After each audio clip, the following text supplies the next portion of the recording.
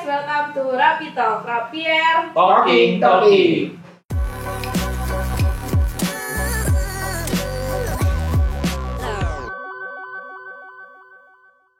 Oke, balik lagi ke channel YouTube Rapi Tech. Pada video kali ini kita akan membahas tentang administrasi pada sebuah perusahaan. Nah, di sini sebelum itu kita perkenalan dulu. Saya Rasid. Saya Vidya sebagai staf admin. Saya Markus sebagai finance. Fine. Oke. Sebelum itu kita awal dulu job desk kalian tuh ngapain aja sih di sebuah perusahaan ini? Oke. Dimulai dari siapa dulu nih? Siapa dulu? Mas Markus Pak dulu. Finance dulu. Pak Finance. Kalau dari saya job desk mungkin mulai dari ketika kita membuat invoicing, ketika ada sebuah project itu kita melakukan invoicing, melakukan penagihan. Ketika dapat duitnya mungkin ada yang giro, kita mulai ke pencairan dananya, lalu bikin laporan keuangan yang dibutuhkan atas sebuah proyek tersebut, atas per bulannya kita dapat berapa, seperti itu. Laporan berarti ya? Iya, lebih ke laporan. Nah ini terus dari Mbak Vidya gimana nih? Oke, kalau dari aku dari segi administrasi, kalau tadi kan dari Pak Markus membuat invoice. Nah, kalau dari aku sendiri yaitu membuat faktur pajaknya untuk penagihan itu sendiri. Selain itu juga mengelola data-data penting, terus merekap absensi juga, dan kurang lebih seperti itu. Oke. Nah sekarang kan udah job desk kalian kayak gitu. Nah itu tuh kapan sih kalian itu turun ketika ada sebuah project itu? Kapan mulai start itu pada saat apa? Kalau ada project? Ya, kalau dari projectnya biasanya ya dari ketika udah mulai ada agreement dari antara penjual dan kita sebagai perusahaan yang menjual dan si customer-nya. Dari PO ya? Dari turun PO. Dari turun PO. PO kita mulai invoicing. Kita bukan dari turun PO, dia menerima harganya. Lah baru kita PO. PO dari PO, setelah PO tersebut kita invoicing DP-nya berapa, lalu kita mulai develop FST atau sebutannya development programnya tersebut. Ketika sudah selesai ya mau selesai, kita mau tes dengan UAT-nya. UAT tersebut 100% persentase yang bisa, baru kita mulai invoicing lagi. Nah setelah programnya tersebut sudah jadi, baru kita invoice pelunasan ya. Terakhir. Nah tadi kan ada invoicing di awal, terus invoicing lagi setelah UAT.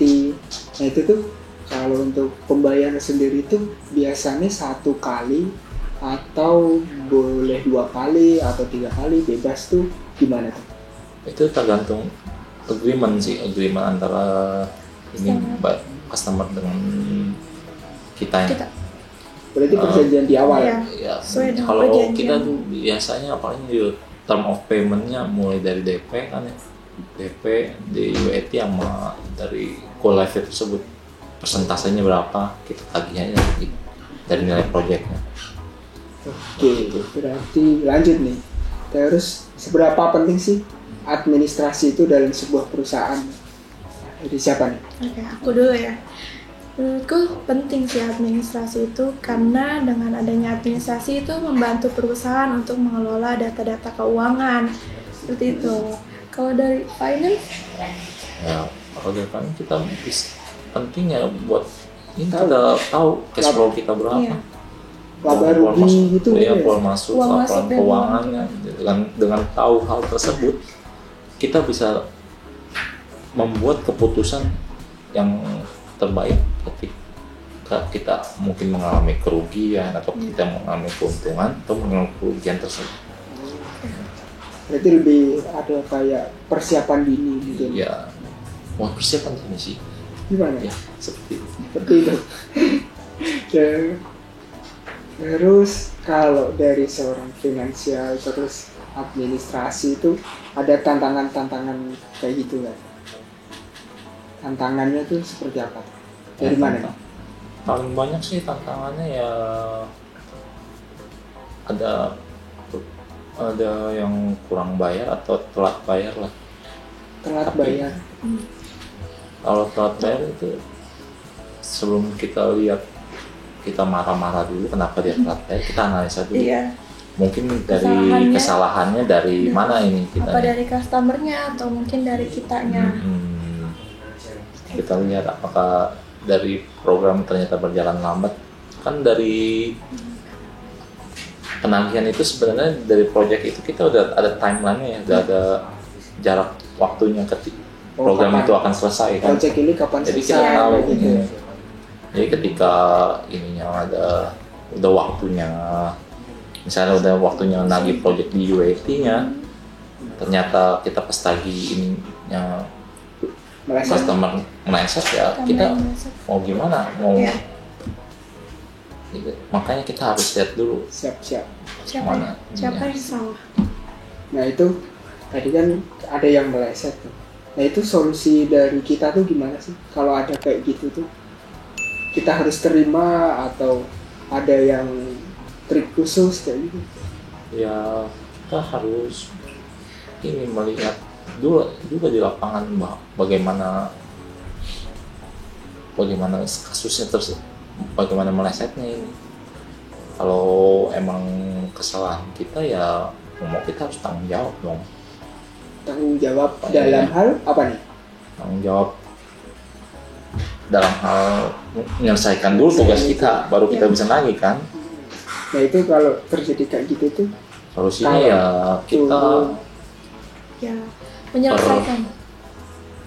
push supaya mereka programmer kita ngerjain secepatnya lah. Kalau nggak yang bantuin.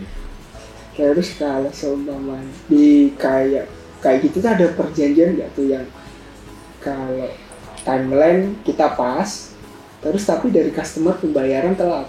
Nah itu tuh kita berapa ya, ada denda dan lain-lain. Kalau itu ya kalau hal seperti itu ya kita berusaha lah untuk melakukan reminder kepada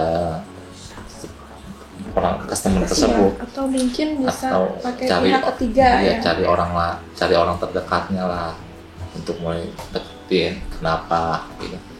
Kalau mungkin alasannya emang nggak mau bayar, mungkin pasrah. Beda cerita. beda cerita lagi gitu. Beda cerita. Beda cerita. Tapi kita usahain sebaiknya melakukan pendekatan sebaik mungkin lah, daripada jangan tindak lanjut yang lebih itu kan nggak bagus begitu. Berarti kan palingnya kalau itu tuh berarti sebelum kita ada serah terima, berarti paling tidak itu udah lakuin pelunasan berarti. Iya, harus ada. Jadi ya solusinya itu programnya jangan dikasih dulu. Jangan dikasih dulu. Iya. Jangan dikasih dulu. Jadi dia nggak guna di dia. Duitnya kan udah kita dapat beberapa yang dari DP itu. Berarti nunggu Walaupun kita rugi pelunasan, waktu. nunggu pelunasan, habis itu baru dikasih kita. Iya. Iya. Nah, tadi kan udah banyak tuh dari finansial. Nah, sekarang tantangan dari administrasi, bagian admin ini gimana nih Mbak Vidya? Kalau dari bagian administrasinya sendiri, tantangannya itu cuma menunggu invoice dari finance-nya sendiri. Kalau sudah ada invoice-nya, baru kita membuat faktur pajaknya. Atau kalau misalkan dari hal lain, itu mengenai data-data yang kurang, seperti itu. Berarti nyambung ya? Iya, data-data. Nyambung. Ada data-data mungkin yang kurang, yang customer seharusnya perlukan, tapi dari kita miskom, seperti itu. Ada miskom sendiri. Wah, ada gitu-gitu juga. Ada miskom juga. Jadi, oke. Jadi setelah kita membahas tentang administrasi pada perusahaan ini, sebenarnya administrasi itu penting karena nggak bisa dipisahkan dalam sebuah proyek. Jadi kan di awal proyek kita ada yang PO nanti kan habis PO nanti si finansial turun, kapan kayak mau penagihan dan lain-lain. Terus penagihan, habis itu program diselesaiin, lanjut lagi ke finansial lagi. Finansial kita penagihan ulang kalau emang ada DP lagi. Terus setelah ada itu baru nanti administrasi turun tangan, Iya, pembikinan pajak Buat dan faktur, lain-lain, ya, faktur faktur pajak. pajak. Nah, tadi kan berarti kita udah tahu ngapain aja tuh, job desk ngapain aja seorang finansial, seorang administrasi pada software house itu. Nah, buat kalian yang ingin tahu hal lain yang ada di software house, silakan komen di bawah. Terus thank you buat Mbak Vidya Thank you. sama Mas Markus Thank you. udah nemenin kita pada hari ini. Terus jangan lupa like, share, and subscribe channel Rapitech. Sampai jumpa di video selanjutnya. Dadah. Bye-bye.